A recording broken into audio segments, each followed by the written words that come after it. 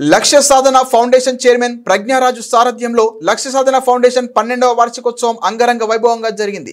ఈ కార్యక్రమంలో ముఖ్య అతిథిగా శ్రీ శ్రీ శ్రీ త్రిదండి దేవానాథ రామానుజ జీయర్ స్వామి, చేవెళ్ల ఎంపీ కొండా విశ్వేశ్వర్ రెడ్డి, బైలూరు యోగేష్, ప్రభు, గీతా ఫౌండేషన్ చైర్మన్ బడే సాబ్, గట్టు అరుంధతి, రంగాచార్యులు ప్రభాకర్, జి సంతోష్, సిపి రెడ్డి, మహేష్, తన చిన్ననాటి గురువులకు లక్ష్య సాధన ఫౌండేషన్ చైర్మన్ ప్రజ్ఞారాజు గారు బంగారు పుష్పాలతో వారికి సత్కరించి వారి దీవెనలు అందుకున్నారు.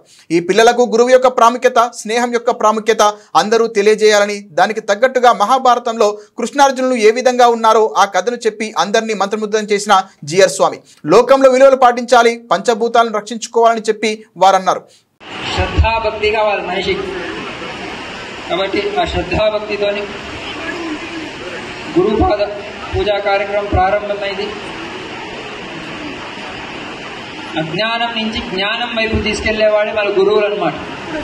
కాబట్టి వేదభూమి, కర్మభూమి, జ్ఞానభూమి అన్నమాట. సనాతన వైదిక ధర్మ రక్షణ కోసం మనమందరం పాటుపడదాం. బంగారం, వజ్రాల కన్నా విలువైంది ఏదైనా భారతదేశంలో ఉంది అంటే అది మన గురువులు అన్నమాట. కాబట్టి ఆ గురువులు ఏదైనా ఉన్నారు అంటే మనం ఉన్నాం. తల్లిదండ్రులు మొదటి గురువు అన్నమాట.